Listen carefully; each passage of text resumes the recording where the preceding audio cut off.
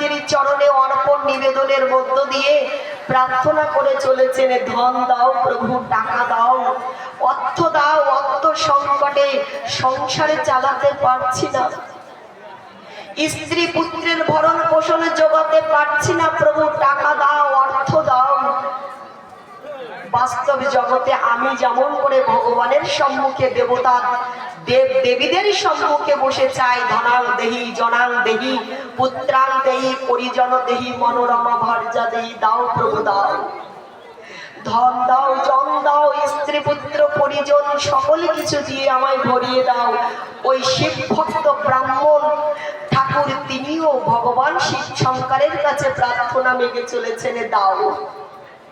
শিব শঙ্করজি তানার প্রদত্তকৃত বিল্লপত্র আর জবা কুসুম মানে জবা ফুল, হ্যাঁ, মায়ের পায়ের জবা হয়ে উঠ না ফুটে মন, সেই জবা কুসুম, কুসুম মানে ফুল, নিবেদন করেছেন, যেটা গ্রহণ করে সন্তুষ্ট বোধে স্বপ্নাদেশ করেছেন, যাও তুমি একটিবার বৃন্দাবনে সনাতন গোস্বামী পাদের নিকটে যাও, তোমার সমস্ত অভিলষিত বস্তু তুমি অনায়াসে পেয়ে যাবে, যাও। ধীরে ধীরে স্বপ্নাদিষ্ট হয়ে আজকে সেই ব্রাহ্মণ ভক্ত চলেছেন শ্রীধাম বৃন্দাবনের পথে, বৃন্দাবন যাত্রায়। বৃন্দাবনের মাটিতে উপস্থিত হয়ে অন্বেষণ করছেন, খুঁজছেন কোথায় সনাতন গোস্বামী পাদ। অন্বেষণ করতে করতে, খুঁজতে খুঁজতে সনাতন গোস্বামী পাদকে খুঁজে পেয়েছেন। আমাদের চৈতন্য দর্শনে জানিয়ে দিলেন, কি জানি, একদিন শ্রীধাম বৃন্দাবনে সনাতন এক মনে জপিতেছেন নাম, হেন কালে দিন বেশে ব্রাহ্মণ চরণে এসে করিল প্রণাম। ব্রাহ্মণ চরণে প্রণাম করেছেন। সনাতন গোস্বামী পাদ বলছেন, ওগো কেন এসেছো তুমি আমার নিকটে? কি হেতু, কি জন্য এসেছো আমার কাছে, আমার সমীপে, আমার সন্নিধানে কেন এসেছো? ভক্ত প্রবার বলছেন, প্রভু আমি স্বপ্নে আবিষ্ট হয়ে তোমার কাছে এসেছি। এই যে ভক্ত প্রবার এসেছেন, তার কিছু দিবস পূর্বে সনাতন গোস্বামী পাদ একটা স্পর্শ মণি পেয়েছিলেন মা। এই স্পর্শ মণিটা পেয়ে তিনি হেলায় অবহেলায় বালুকার মধ্যে, বালুর মধ্যে পতিত করে ফেলে রেখেছিলেন, যদি কারো লাগে, আমার নয়, যদি কারো লাগে, সেই জন্য হেলায় অবহেলায় রেখে দিয়েছিলেন। ওই ভক্ত প্রবার, ব্যক্তি প্রবার এসে যখন তার দারিদ্রতার কথা শোধালেন, বললেন, এক বাক্যেই সনাতন গোস্বামী পাদ সেই বালুকার মধ্যে রেখে দেওয়া স্পর্শ মণিটা ব্যক্তি প্রবারকে প্রদান করে দিলেন অনায়াসে অকপটে। সেই স্পর্শ মণিটা সনাতন গোস্বামী প্রদত্ত যে স্পর্শ মণিটা, স্পর্শ মণি চিনিত মা, যেটাকে সোয়ালে সব বস্তু জগতে সুবর্ণ তথা সোনায় পরিণত হয়ে যায়। স্পর্শ মণি দিয়ে যাকে সোয়াবেন, যেটাকে স্পর্শ করাবেন, সব তাৎক্ষণিকভাবে সুবর্ণের সোনাতে পরিণত হয়ে যাবে। সুধীজন এক বাক্যেই যখন দিয়ে দিয়েছেন, হস্ত কর কমলে ধারণ করে, হস্ত কর পল্লবে ধারণ করে, স্পর্শ মণিটা খুব সুযত্নে, দামি বস্তু তো, মূল্যবান বস্তু, তাই অগ্রসর হচ্ছে সম্মুখ পানে, সামনের দিকে এগোচ্ছে। হঠাৎ করে কি হলো জানো? ওই ব্যক্তি প্রবারের চৈতন্য সত্তাটা জেগে গেল, জ্ঞানময় কোষটা প্রস্ফুটিত হলো, অঙ্কুরিত হলো, বোধ সত্তাটা, জ্ঞানময় সত্তাটা জেগে গেল বাবা। ওই স্পর্শ মণিটাকে তুচ্ছ বোধ করে মনে মনে চিন্তা করছেন, স্পর্শ মণির মতো মহামূল্যবান বস্তু তো জগতে আর নাই, তথাপিও এক বাক্যে কেন উনি আমাকে দিয়ে দিলেন?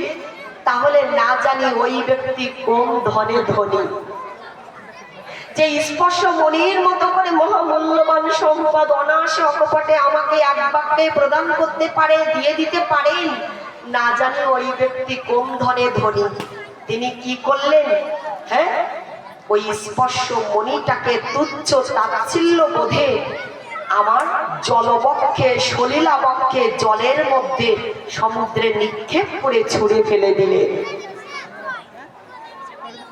শূন্য রিক্ত সিক্ত হস্তে সনাতন গোস্বামী পাদের কাছে এসে ডেকে ডেকে বলছেন, ও গো গোস্বামী পাদ, যে ধনে হইয়া ধনী মনিরে মাননা মনি তাহারি খানি মাগি আমি নত শিরে এত বলি নদী নীরে ফেলিল মানি।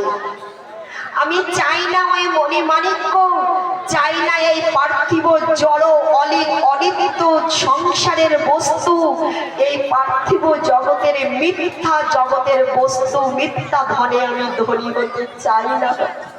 গোস্বামী পাদ, আমি চাই কি জানো? আমি আজ থেকে চাই তুমি যে ধনে ধনী হয়েছো আমি সেই ধনে যেন ধনী হতে পারি। আমাকেও তোমার ওই ধনে ধনী করে দাও গোস্বামী পাদ, আমাকেও ওই ধনে ধনী করে দাও। গোস্বামী পাদে ডেকে ডেকে বলছেন, ওগো আমি তো এই জড় জগতের পার্থিব জগতের কোনো বস্তুতে কোনো ধনে ধনী নই। আমি যে ধনে ধনী হয়েছি সেটা হচ্ছে রাধা কৃষ্ণ প্রেম ধন। যুগলে ধনে ধনী হয়েছি, কৃষ্ণ ধনে ধনী হয়েছি। যে ধনে ধনী হলে এই জড় জগতের কোনো অপূর্ণতা থাকে না, কোনো লালসা কামনা বাসনা থাকে না, তার জীবন ধন্য হয়ে যায়, পরিপূর্ণ হয়ে যায়। আমি আজ থেকে তোমাকে সেই কৃষ্ণ ধনে ধনী করে দিলাম, তোমাকে কৃষ্ণ ধনে ধনী করে দিলাম। সুধীজন, যে ধনে ধনী হয়েছি আজ আমরা, এই ধনগুলো আজ আমার আছে ঠিকই, কিন্তু কাল থাকবে না দেখবেন। এই ধনের দ্বারা আজ আমি ঈপ্সিত লোকে পৌঁছাতে পারি না, যদি অর্থ পরমার্থে না পৌঁছাতে পারে, প্রস্তুত পরিণত হতে না পারে। কারণ এই বস্তুগুলো আজ আছে ঠিকই, কিন্তু কাল থাকবে না। কাল যদিও থাকে, পরশু তার অস্তিত্ব খুঁজে পাওয়া যাবে না। এজন্য এই জাগতিক ধন নয়, আমাদের প্রয়োজন কি জানো? যে বস্তুটা না পেলে, যে বস্তুটা লাভ করতে না পারলে আমাদের জীবনটা শূন্য হয়ে যায়, আমাদের জীবনটা ফাঁকা খালি থেকে যায়, অপূর্ণ থেকে যায়। সেই ধনে ধনী হওয়া, সেই ধনটা কি বলি জানেন? লক্ষ্য করে দেখুন, আমরা শশাগারা পৃথিবীর অধীশ্বর পরীক্ষিত মহারাজের কথা শ্রবণ করেছি, যিনি সৌমিক মুনিপুত্র ঋষিপুত্র শৃঙ্গী কর্তৃক অভিসম্পাদগ্রস্ত হয়েছিলেন, অভিশাপ প্রাপ্ত হয়েছিলেন। আমার গোবিন্দের চরণোচ্যুতা মহাদেবের জটাজুট উদ্ভূতা স্বর্গের মন্দাকিনী, যিনি স্রোতশীলী হয়ে তরঙ্গায়িনী হয়ে চরম পরম স্রোত ধারায় প্রবহমান হয়ে বয়ে চলেছেন, সেই গঙ্গা মাতা গোস্বামিনীর চরণ কমলে এসে আশ্রয় নিয়েছিলেন। তিনি পুত্র জন্মেজয়ের শ্রীহস্তে রাজ্যভার অর্পণ করে নিজের বলে যা কিছু ছিল এতদিন সবকিছু জলাঞ্জলি দিয়ে, সবকিছু বিসর্জন দিয়ে গঙ্গা মাতা গোস্বামিনীর পাদপদ্মে এসে প্রায় উপবেশনে বসেছিলেন।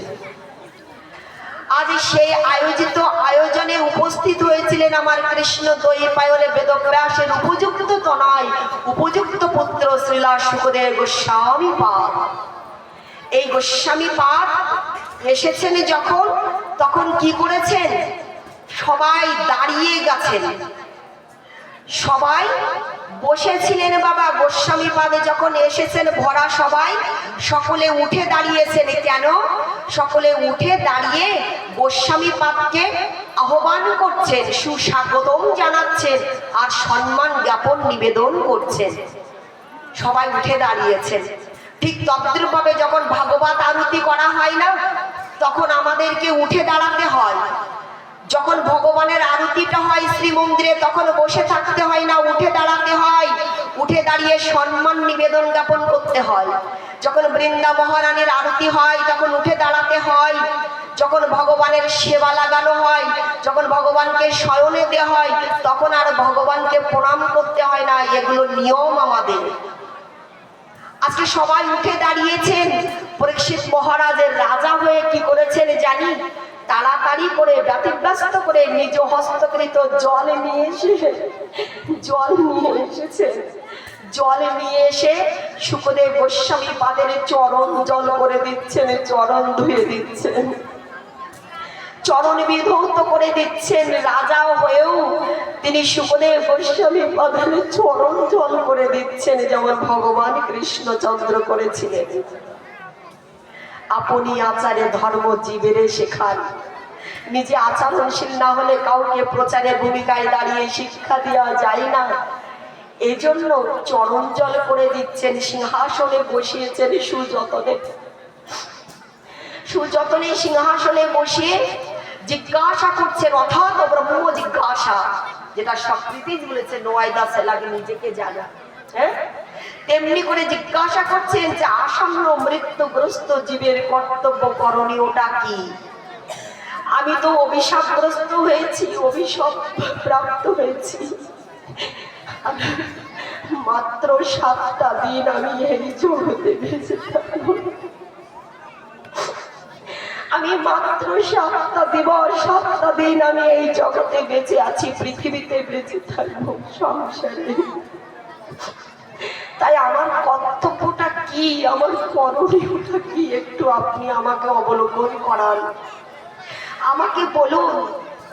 এই যে প্রশ্ন করেছিলেন, এই প্রশ্নটাকেই বলা হয়েছে অথাৎ ব্রহ্ম জিজ্ঞাসা। যে প্রশ্নের প্রতি উত্তরের ভূমিকায় দাঁড়িয়ে শুকদেব গোস্বামী পাদ 18,000 শ্লোক উপহার দিয়েছেন পরীক্ষিত মহারাজের মাধ্যমে আমাদের। নিগম কল্পতরু গলিত ফলাম শুক মুখাদমৃত শুকদ্রব্য সংযুতাম পিবত ভাগবত রসমলয়ম মোহ রহ রসিকা ভূমি ভাবা। এই ভাগবতের সাধারণ বস্তু নয়, বাংময়ী কথারূপ শব্দ ব্রহ্মমূর্তি। আপনাদের মতো ভাবময় ভক্তদের হৃদয়ের সম্পত্তি, হৃদয়ের ধন, যেটা ভক্তি শ্রদ্ধা সহকারে শ্রবণ গ্রহণ কীর্তন করতে হয়। শুধু সেই যে ভাগবতীয় আয়োজনে বসেছিলেন,